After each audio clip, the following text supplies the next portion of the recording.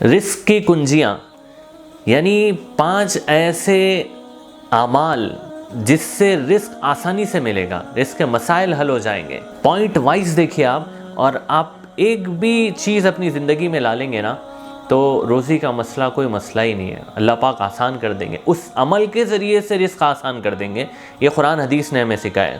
اس میں سے سب سے پہلی چیز آج جو ہم بتائیں گے وہ یہ ہے کہ رشتہ داروں کے ساتھ اچھا سلوک۔ ترمذی شریف کی حدیث ہے، آپ علیہ الصلوۃ والسلام نے کہا ہے کہ جو بندہ چاہتا ہے کہ اس کی عمر لمبی ہو، اس کے رزق میں اضافہ ہو، بری موت سے وہ بچ جائے، تو کیا کرے؟ فَلْيَصِلْ رَحِمَهُ، وہ اپنے رشتہ داروں کے ساتھ اچھا سلوک کریں۔ حالانکہ اگر آپ یہ عقل سے اس کی لاجک سمجھنا چاہے تو نہیں سمجھ میں آئے گی۔ عقل بول رہی کہ بھائی اپنے رشتہ دار جو ہے، یعنی پھوپھی ہے، خالہ ہے، ماموں ہے، ہم ان کا اکرام کریں گے، ان کی عزت کریں گے تو روزی میں کیسا اضافہ ہوگا؟ عقل سے سمجھ میں آنے والی چیز نہیں ہے۔ لیکن آپ علیہ الصلوۃ والسلام نے کہا ہے آپ کی کوئی بات جھوٹی نہیں ہے، اس لیے آپ کر کے دیکھیں پریکٹیکل، رشتہ داروں کے ساتھ اچھا سلوک کر کے دیکھیں، ان کو منا کے دیکھیں، ان کو راضی کر کے دیکھیں، کوئی رشتہ خراب نہیں کرے، انشاءاللہ روزی میں اضافہ ہوگا۔ تو پہلی چیز ہے۔ دوسری چیز آپ علیہ الصلوۃ والسلام نے جو بتائی ہے، جو رزق کو حاصل کرنے کے لیے، وہ ہے اللہ کی راہ میں خرچ کرنا۔ مطلب جو دیا ہے اللہ نے اس میں سے کچھ اللہ کے راستے میں دیتے رہنا، غریبوں کو، مسکینوں کو، یتیموں کو، بیواؤں کو کچھ نہ کچھ دیتے رہنا۔ قرآن میں بھی اللہ نے اس کو بتایا ہے۔ سورہ سبا کی آیت نمبر 39 ہے، جس میں اللہ رب العزت کہہ رہے ہیں وَمَا أَنفَقْتُم مِّن شَيْءٍ فَهُوَ يُخْلِفُهُ وَهُوَ خَيْرُ الرَّازِقِينَ، جو کچھ بھی تم اللہ کے راستے میں خرچ کرتے ہو اللہ اس کا بدل دنیا میں دیتا ہے، اللہ بہترین رزق دینے والے ہیں۔ اب آپ ایک حدیث دیکھیں، بخاری شریف کی حدیث ہے، آپ علیہ الصلوۃ والسلام نے فرمایا ہر دن جب سورج نکلتا ہے تو سورج کے ساتھ 2 فرشتے نکلتے ہیں، ایک فرشتہ کہتا ہے اللہم اعطی منفقا خلفا، اے اللہ جو آپ کے راستے میں دے آج کے دن آپ اس کے مال میں اضافہ کر دینا، اس کی روزی میں برکت کر دینا۔ اور دوسرا فرشتہ کہتا ہے اللہم اعطی ممسکا تلفا، اے اللہ جو مال کو روک کے رکھے اس کے مال کو ہلاک کر دینا، برباد کر دینا اس کے مال کو۔ تو اللہ کے راستے میں دیں گے تو ہماری روزی کے مسئلے آسان ہو جائیں گے۔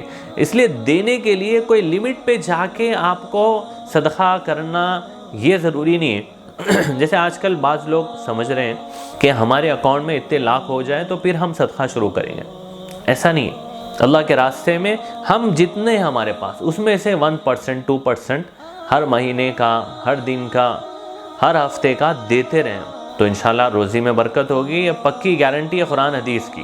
تو یہ دوسرا کام ہے جو کرنے کا ہے رزق میں برکت کے لیے، رزق میں اضافے کے لیے، رزق کی ایک کنجی ہے سمجھیے۔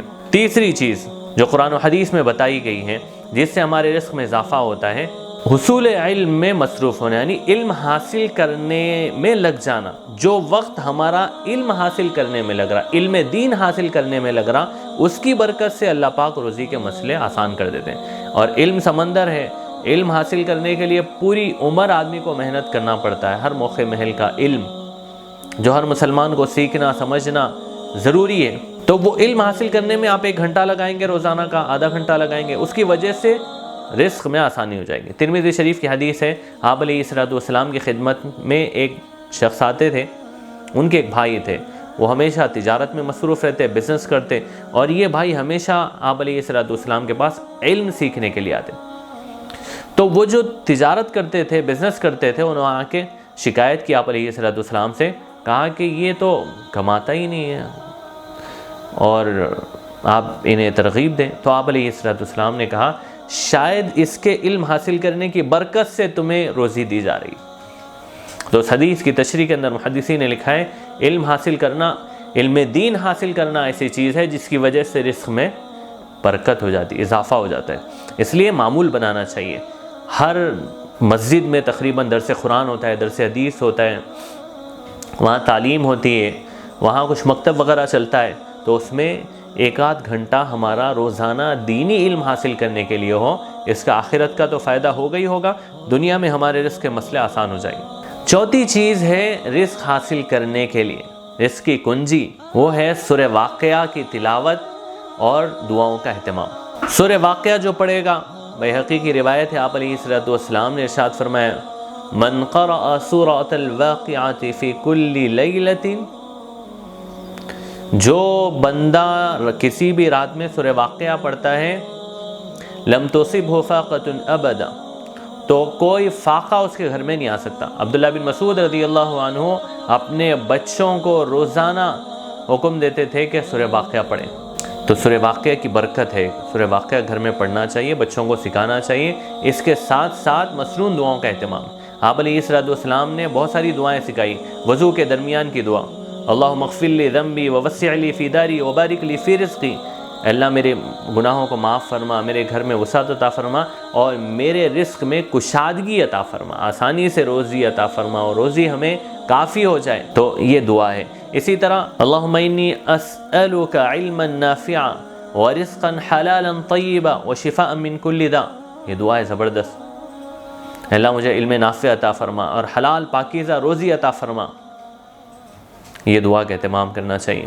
اسی طرح اور بھی بہت ساری دعائیں ہیں جو حدیث کی کتابوں میں ملے گی، ایک آدھ دعا آپ یاد کر لیں، اس کو پڑھتے رہیں آپ ہر نماز کے بعد، چلتے پھرتے پڑھتے رہیں آپ، تو اس سے روزی کے مسئلے میں آسانی ہوگی۔ اسی طرح آپ علیہ الصلوۃ والسلام نے ایک دعا سکھائی ہے، اللہم انی اعوذ بک من الکفر والفقر واعوذ بک من عذاب القبر، تو یہ بھی دعا پڑھ سکتے ہیں ہم۔ تو یہ چوتھی چیز ہے سورہ واقعہ اور مسنون دعاؤں کا اہتمام، اس سے رزق میں اضافہ ہوتا ہے، برکت ہوتی ہے۔ پانچویں چیز جو اس ویڈیو کی لاسٹ چیز ہے جس سے رزق میں اضافہ ہوتا ہے، وہ پے در پہ حج اور عمرہ کرنا۔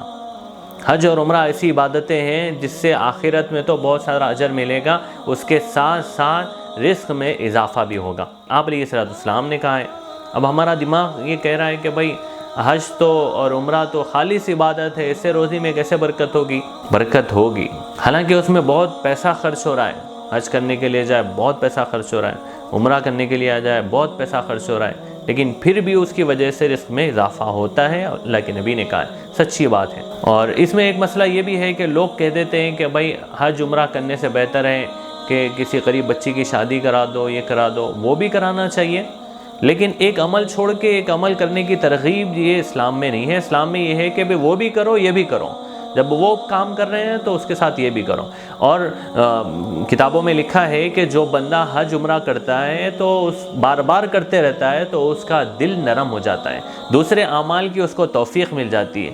اس کے لیے ایسی بات نہیں کرنا چاہیے، بلکہ ایسی بات کرنا چاہیے کہ بھائی حج عمرہ بھی برابر کر رہے ہیں پابندی سے، تو اس کے ساتھ آپ غریبوں کی مدد میں بھی حصہ لے لو۔ تو یہ 5 چیزیں ایسی ہیں جس سے ہمارے رزق میں اضافہ ہوتا ہے۔ اللہ پاک عمل کی توفیق عطا فرمائے۔